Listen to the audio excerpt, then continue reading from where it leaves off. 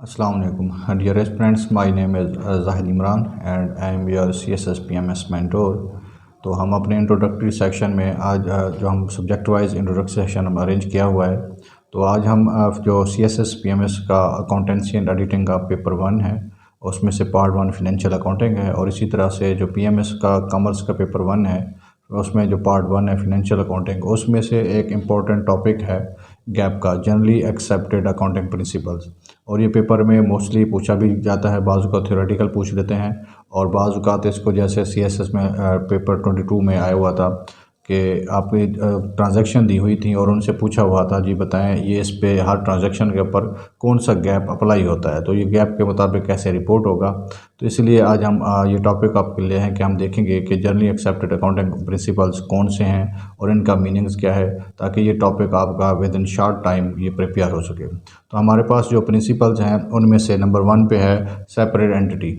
Separate entity concept भी बोल सकते हैं, आप इसको सेपरेट एंटिटी अजम्पशन भी कह सकते हैं, या आप इन सब को सेपरेट एंटिटी प्रिंसिपल भी कह सकते हैं। अब इसमें है क्या कि इसका मीनिंग क्या है कि जब आप किसी भी ऑर्गेनाइजेशन में वर्किंग कर रहे होते हैं तो आपने ये एज्यूम करना होता है कि आपका जो बिज़नेस है और जो बिज़नेस के ओनर्स हैं ये दोनों सेपरेट एंटिटीज़ हैं। मतलब आपने बिज़नेस को ओनर से सेपरेट करना है, एक कंसीडर नहीं करना। नंबर 2 पे आ जाता है गोइंग कंसर्न कि अकाउंटिंग पॉलिसीज़ अप्लाई करते वक्त आपने ये एज्यूम करना है कि आपका जो बिज़नेस है, आपकी जो कंपनी है, वो इन फ्यूचर रनिंग में रहेगी, ऑपरेशन में रहेगी, इन नियर फ्यूचर इसने क्लोज़ नहीं होना, यानी ये फॉर एवर चलती रहेगी। नंबर 3 पे आ जाता है मॉनेटरी यूनिट्स कि हर वो ट्रांजैक्शन, एक तो ट्रांजैक्शन आपकी मॉनेटरी यूनिट्स में होनी चाहिए, रुपीज़ में हों, डॉलर्स में हों, या किसी भी मुल्क की करेंसी के मुताबिक होनी चाहिए। और दूसरा, जो भी ट्रांजैक्शन मॉनेटरी यूनिट्स में होगा आप उसको रिकॉर्ड करेंगे, और जो ट्रांजैक्शन मॉनेटरी यूनिट्स में नहीं है, अप्लाई नहीं होते उसके ऊपर, तो आप उसको रिकॉर्ड नहीं करेंगे।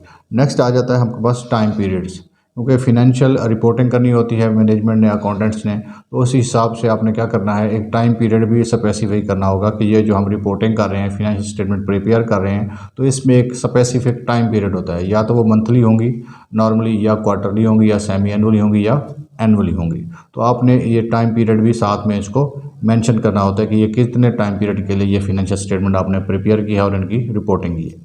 नेक्स्ट आ जाता है जी हिस्टोरिकल कॉस्ट प्रिंसिपल। अब इसमें यह है कि according to generally accepted accounting principles कि आपके जितने भी एसेट्स हैं ऑर्गेनाइजेशन के, आप अपनी बुक्स ऑफ अकाउंट को इनको हिस्टोरिकल कॉस्ट पे रिकॉर्ड करेंगे। मिसाल के तौर पे आपने एक एसेट 2010 में ख़रीदा था 1 लाख, तो आप उस 1 लाख का, तो आप उसको 2010 तक 1 लाख का ही शो करेंगे। ऐसा नहीं करना कि जब उसकी मार्केट वैल्यू अगर इंक्रीज़ हो जाती है तो आप उसकी रिसेंट या मार्केट वैल्यू ऐड कर दें, बल्कि आपने अकाउंटिंग का असूल ये है कि जो हिस्ट्री में हिस्टोरिकल कास्ट है आपने उसी की उसकी वैल्यू शो करनी है। नेक्स्ट आ जाता है जी मैचिंग प्रिंसिपल। अब इस मैचिंग प्रिंसिपल से मुराद ये है कि एक तो आपका हर डेबिट और क्रेडिट आपस में इक्वल होने चाहिए, जो भी एंट्री पास करें उसके लिए आपके डेबिट और क्रेडिट का इक्वल होना लाजमी है।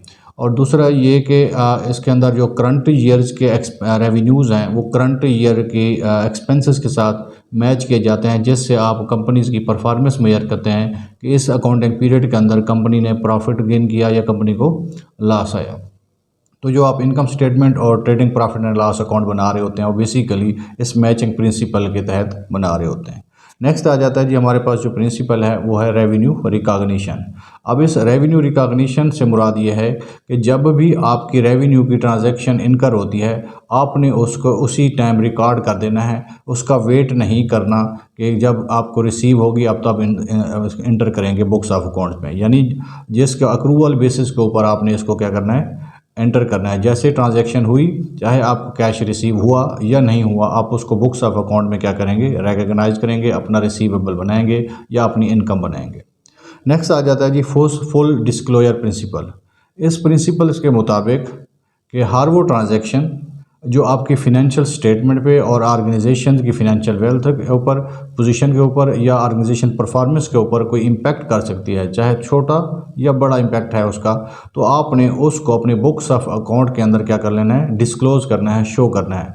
अगर कोई पॉइंट, कोई ट्रांजैक्शन एक्सप्लेनेबल है, उसके बारे में आप कुछ बताना चाहते हैं, तो जो बुक्स ऑफ अकाउंट्स के नोट्स हैं आप वहाँ नोट्स में भी इसको मज़ीद एक्सप्लेन कर सकते हैं। नेक्स्ट आपके पास आ जाता है जी कंजर्वेटिज़म।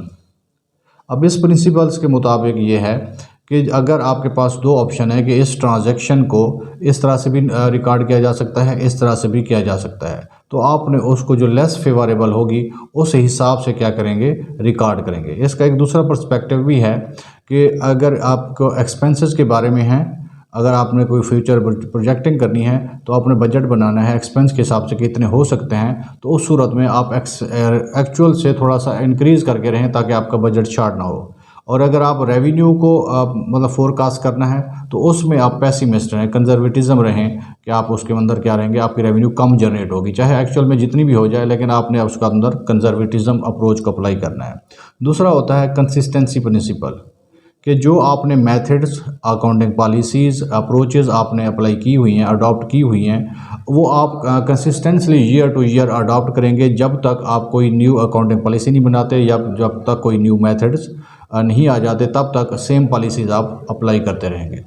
ये था आज का हमारा गैप से रिलेटेड टॉपिक जो आपने पढ़ा, और इंशाल्लाह ये आपके लिए फ़ायदेमंद होगा।